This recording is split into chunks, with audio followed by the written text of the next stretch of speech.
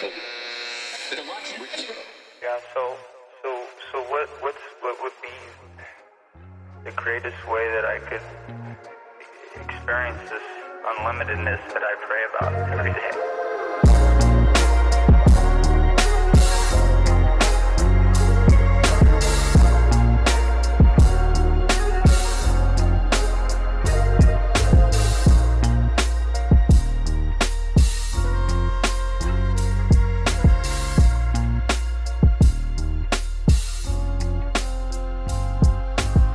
Yeah, just enjoy it, my dear friend. You see, you can't put it in a bottle, and you can't give it a name. Ultimately, part of the plan as you grow into greater and greater love is as you are on a quest for love. Suddenly, you become that, and no longer are you seeking it, but you're just the full expression of it. Welcome to the I Bring Water Show. I am your host, MichaelMason. It's nice to have you guys back. This episode, EP6, State of the Union, is about,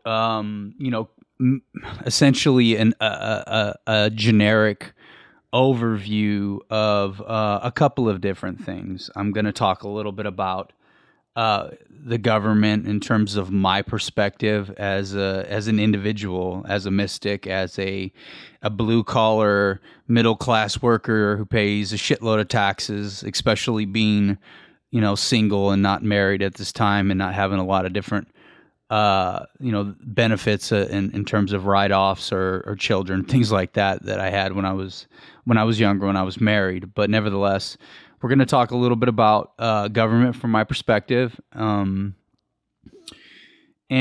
we're going to talk a little bit about social consciousness. Now, when I laid this show out, I had a bunch of notes, and I took a look at my notes here this morning, and realized that it probably, if I talked about all of that stuff, it could be 3 or 4 or 5, 6 hours. And it's kind of amazing how my creativity works. And when I focus in on a specific topic or things like that, I just, as the information comes through me, I take notes. And so I was kind of looking at the format for the show and some potential shows that I was going to do in this first season. And it's really appropriate that we go ahead and structure this into kind of a 3-part series within this season 1. So EP6 is State of the Union, and we'll talk about a couple of those topics. And EP7 will likely be the nature of identity, and we'll move kind of a little deeper into our individual sense of identity and how we operate within relationships in our personal life, in our social lives, in our public lives, and then EP8 we'll dive a little deeper into like what is love, what is the nature of love, and how we can go about kind of bringing these aspects of relationship together into a lifestyle, a quality of life that is more fulfilling. And so this is kind of like a general overview. It's about a lot about my work, but it's just kind of giving you guys, the bricks or the tools, more so the perspective to really kind of contemplate some of these aspects of self and other, and how you could maybe apply those things more appropriately in your life. It's certainly interesting that my name in this life, MichaelMason, Michael, who is like God, Mason, and the kind of the strength and the energy behind that last name in terms of like a bricklayer or a foundation builder, and that is certainly my work in the world in terms of kind of laying the foundation for this new paradigm, this age of Aquarius, where we bring together a lot of the tools and resources to create a more unified experience on this planet. And so, with that said, let's go. My intention to talk about the government and politics is obviously it's a limited perspective, and it's really not my forte. But from a U.S. citizen and a middle class worker and a taxpayer, I definitely see some patterns in society and in behavior that we do need a format to discuss individually and collectively. And, for me, this is my format to be able to speak my mind. And so I'm going to do that. I definitely think that in a lot of ways, that the government is bent on governing dependence and dependence on the system and dependence on them, and in the ability for them to sustain their own way of life, and their ability for them to, in many ways, facilitate a lifestyle of a certain power, or a illusion of power and righteousness, and in a lot of ways their ability to spend our money and to throw around facades and to throw and to use the money that we go to work for every fucking day and spend it frivolously and without any real accountability, and I'm certainly not an expert in this area, but I do see patterns, and I do see that there is a necessity for us as citizens to begin to take a direction of more accountability in terms of how we are involved in this process. And, throwing money at problems, our money at problems, is not going to fix the problem per se. We have to look deeper at the roots of our lack of unity, of our separation in this country, and in order to really start to heal that sense of separation and move towards ways where we are more unified in the way that we operate. We are more connected to our conscience, and we are more focused on finding holistic ways to bring ourselves together, and to bring ourselves together in relationship with nature, and to create a level of sustainability which currently is not part of the priority on this planet. It's really not. There's a lot of people that really talk about it almost as a front, but there's a difference between speaking about idealism and living from a congruent place, and living from our integrity, and acting in ways that are in alignment with that higher ideal, and so much of that is you have to be honest with yourself if you're gonna really learn how to live from a more congruent place. If I'm honest, the clowns that run this country, they're a reflection of us collectively. And I'm not saying that there isn't some really amazing people in politics, but there's a tremendous amount of corruption. There's a tremendous amount of this, the structures of society are organized in such a way that that there's a fear of retaliation if you do not subscribe to the mass belief systems, the mass limiting belief systems, or if you don't follow a certain protocol that falls into this box of acceptedness, that then you can't play the game. And that's because we as human beings are out of integrity, and because we're out of integrity, we continue to create a reality that is playing a game of separation. It's playing a game of fear-mongering. It's playing a game of how can we set an agenda that supports certain fractions of society, and how could we do it in such a way that we can get the buy-in from the masses?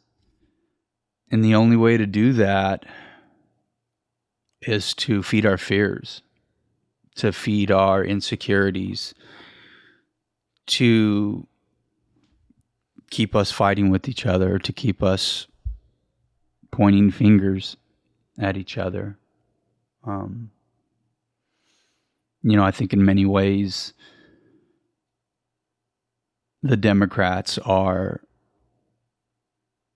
a representation of the disconnected and dysfunctional feminine energy on this planet within ourselves. And the Republican Party is a reflection of the disconnected or dysfunctional masculine energy on this planet. And that's a reflection of our individual energy, that we are disconnected in ourselves, that this masculine energy for a long time on this planet has dominated the feminine energy. It's disconnected itself from the feminine energy, because the feminine energy is sexual, is creative, is emotional, is connected to the spirit, is connected to God, is the source, the bringer of all life. The feminine energy is the closest representation we have physically on this planet to God itself. The woman is God itself. And she is the bringer of that chaos, of that creativity, of that life force that has set in motion a physical universe by slowing down its energy to experience physicality. The masculine energy is a representation of the physical universe, and the feminine energy is a representation of the non-physical universe, where we come from. And so he's been controlling her because he knows how powerful she is. And so he's been utilizing this intellectual, forceful, violent, manipulative reality in order to do that. And she, as a result, over the years, over the centuries, over the thousands of years, has played into this by disconnecting herself from herself and getting caught up in this manipulative, masculine, intellectual energy. In many ways, now, at her core, she feels more deeply, and she is more connected to herself, her core self, the truth. And she knows, but she has learned to play the game and learned to utilize her sexual prowess or her sensuality as a way to get what she wants, which is appropriate because the masculine energy wants in. They want that. That's truly what they want, even though they've found so many ways to avoid experiencing that within themselves, because it's too frightening to realize that power. It's too frightening to realize that we are all gods, and the way to experience that godliness is through the feminine energy within. And so the government has found ways to manipulate us intellectually so that they could sustain a certain level of worldly power. And so, we go to work every day and we look at our paychecks, and, for us middle class people, 65 maybe 60 to 65% of our income comes home to us, and then the rest of it is to taxes, Social Security, all these different things that are continually becoming more and more expensive. And we look at our phone bills and our electricity bills and our cable bills, and we realize that everybody just continues to raise costs and prices, and finding ways to fill their pockets because they know that we want these creature comforts, and we need a lot of these. Well, of course, certain things are creature comforts and certain things are necessities, obviously. And we all know gas prices are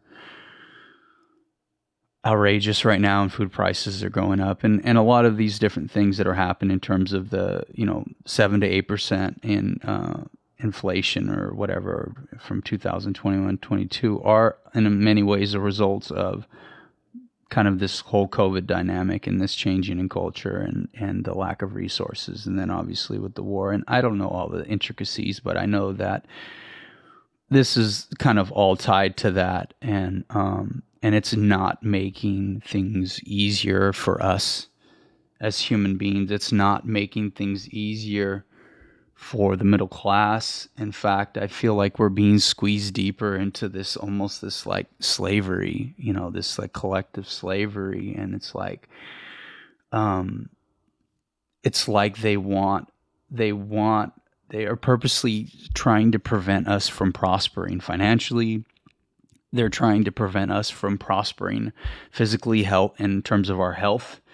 If you look at the healthcare system, I remember I was at a holistic health food store a few months back, and I went in and I was going to use my HSA card to get like over $200 in different vitamins and things like that, because I've been more focused on trying to take care of myself. After I got COVID last summer, I've had this result of like hypertension that's really felt strange. And I don't know if it's because I'm in my early 40s and it was an onset of just age, because I try to take pretty good care of myself. I eat pretty good. I exercise regularly.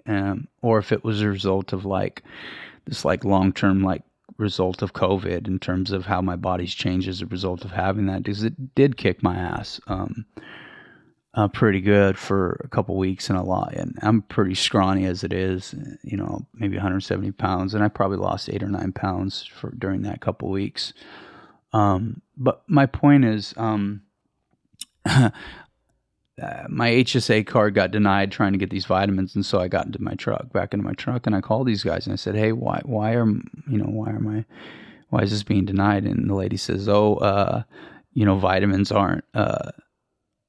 vitamins aren't approved on your HSA. And I just fucking thought to myself, and I told her, I go, that's what's wrong with this system is, we're not supporting health in this country. We're governing, dependence. We're governing dependence on pharmaceuticals and all these different things. But in terms of people trying to take care of themselves, that's not approved. I mean, unless, your doctor approves it or whatever. But it was just like, and my connection between my Bluetooth on my phone and my truck, hands-free or whatever, hung up on her. And I didn't know if she hung up on me or if the system actually hung up and accidentally hung up on her. But nevertheless, I think I made a point that day, at least to myself, that, we have created a system that is really not in support of the quality of life of human beings.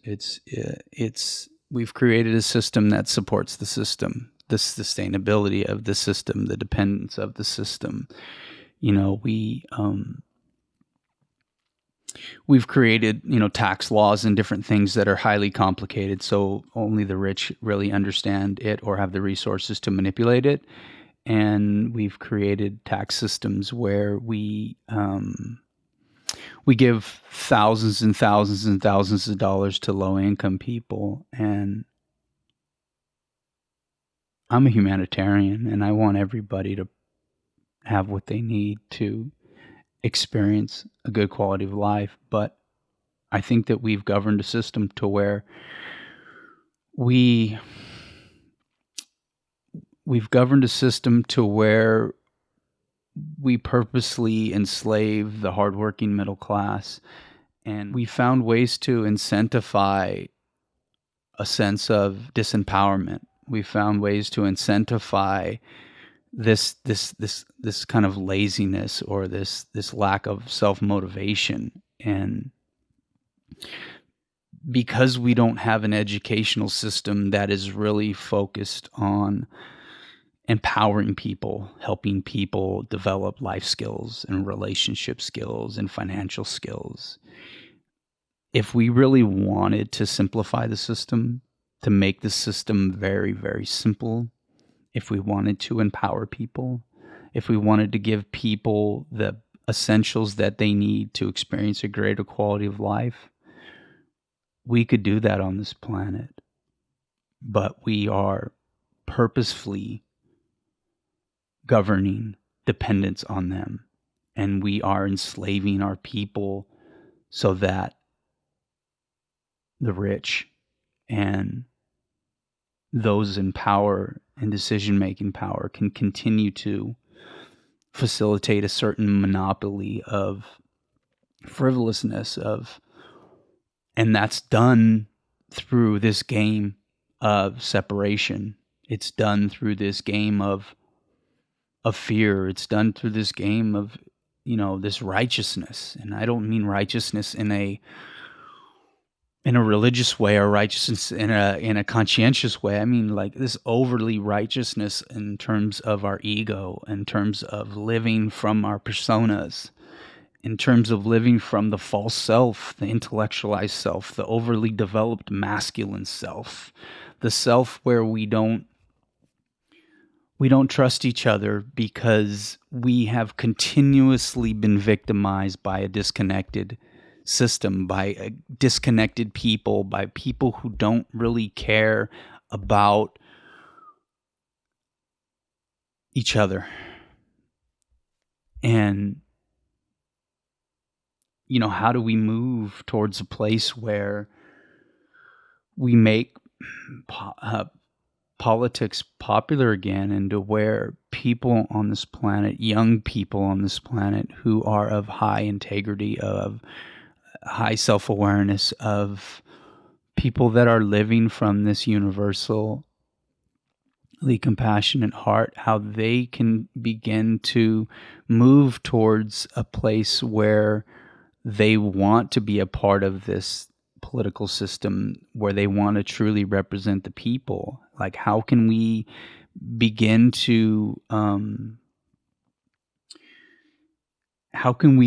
reform our political system in such a way that we can begin to slowly but surely rid ourselves of all of these buddy systems, these backdoor deals, these hallway conversations, these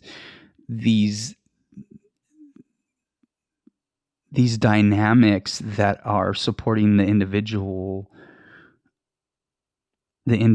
agenda of certain groups. How can we reform our political system and our educational system? We truly need a humanitarian revival on this planet. And that's only possible if we awaken our conscience on an individual level. How do we go about awakening spirit within ourselves so that we can transform this world, so that the world can begin to look like how we feel inside, so that people aren't so stuck in their righteousness and so in their idealism in such ways that are, how do we move this energy from fighting with each other into this energy of empowering ourselves, and then helping to empower and support each other for the sustainability of this planet?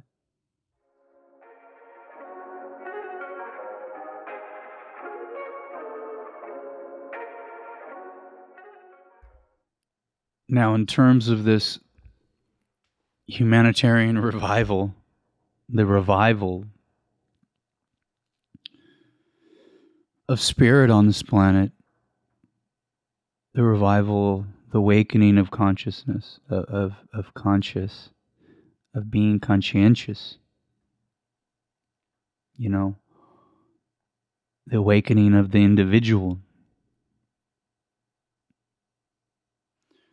We operate from so many mass limiting belief systems and root assumptions. And some of them are very good. And some of them are very distorted and disconnected. And it's up to us as individuals to learn how to practice by thinking and feeling for ourselves, by sitting with things, by sitting with how we feel, what we think, how we treat people, and looking it over. It doesn't mean that we need to be perfect people. It doesn't mean that we need to always be kind.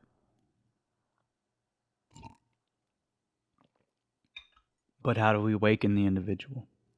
How do we learn to see that some of the ways that we've been behaving are ways that continue to facilitate this sense of separation and this sense of disempowerment? How is it that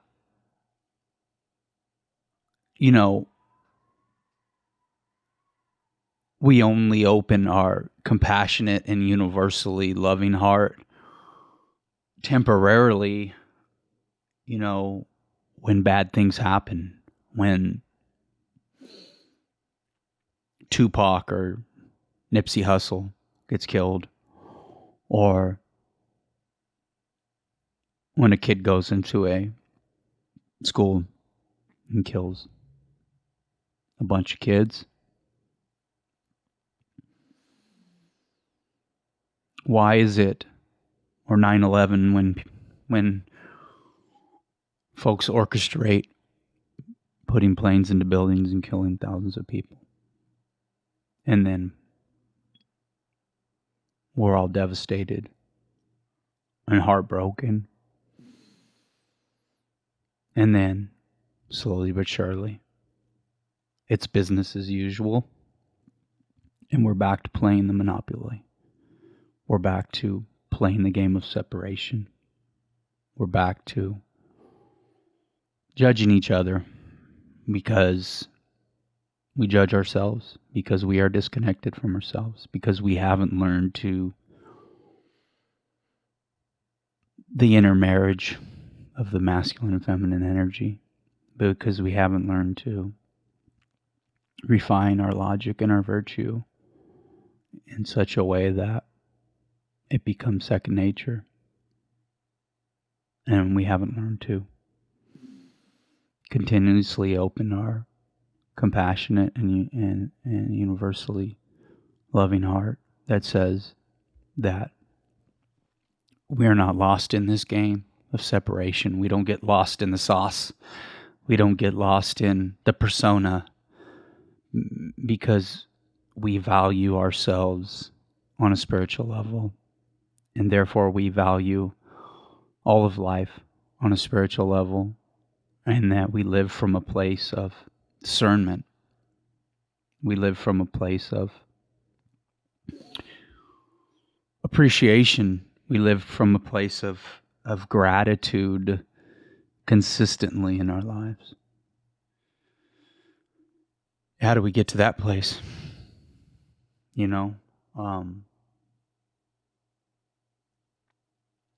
How do we move to a place where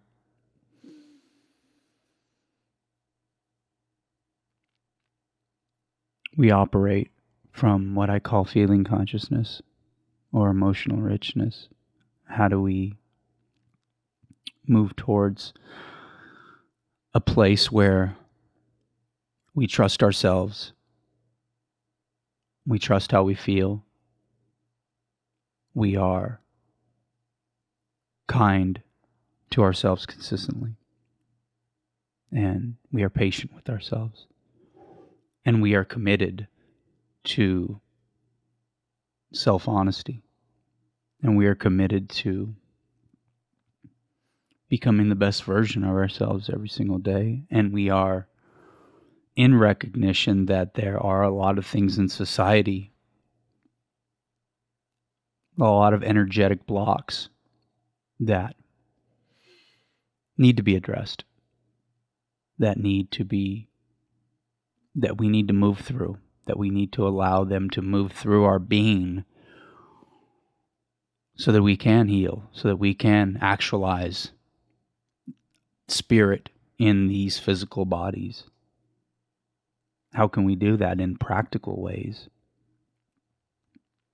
Through making a commitment, I believe, to truth, to love, beyond all things. I'm talking about this, transcending religion, about becoming religion itself, becoming the church itself, realizing your relationship with the source of all of creation inside of you, of love inside of you, of truth inside of you. How do we do that? Because as we transform the individual, slowly but surely we transform the society.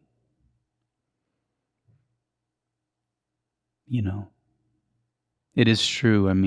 Many of us, when we are operating from our ego and from our persona and from our overly developed masculine energy or idealism, we want to save the world. We want to hold the world on our shoulders. We want to fix things, and that's great. And fixing things is beautiful. And we all have a part to play in this kingdom of God, because everything is God, everything is love, everything is energy, and we all have different parts to play in this stage of life. And knowing your part to play is I think the most important thing, right? But how can we be crazy, super honest with who we are, radically honest with who we are, in order to facilitate that personal growth that allows us to show up truly authentic and truly undistorted and unbiased in society? How can we move through these limiting patterns of separation? How can we move through this need for intellectual identification in order to value ourselves? How can we value ourselves just fundamentally? How can we fundamentally value who we are as spiritual beings, as expressions of God's love? How can we fundamentally value who we are, and then therefore value the world as a reflection of that self-love? And when we do that, when we transform the individual, slowly but surely, the social structures, the educational structures, financial systems, everything will follow suit. That is our future.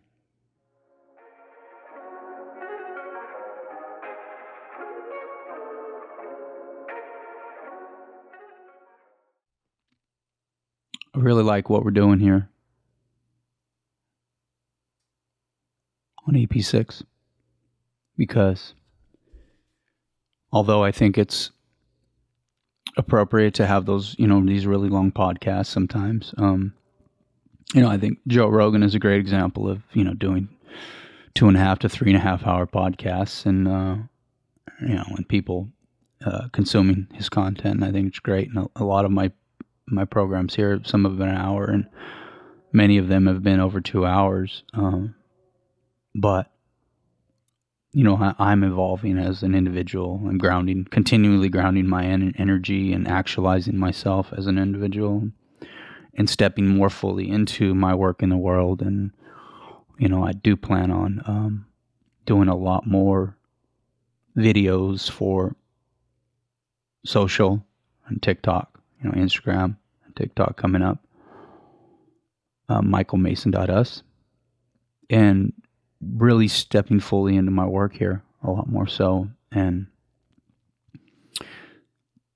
these inspirational podcasts, these like short teaching podcasts that I spoke to in my first episode, this is probably that first one. It's a lot shorter, and I'm really just trying to connect with you.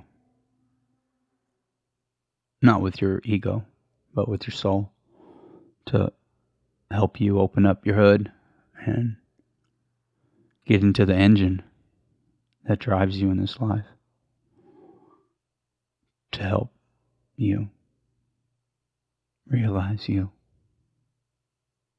because I love you. I love you. Have you ever been told that? How much you're loved, and how much you're being held by this universe every moment. It's just love. This reality. All this bullshit. All of these people starving for attention. All of these people flexing bullshit ideas and propaganda. I have a tear running down my eyes right now because I feel this, and I love you, and I believe in us.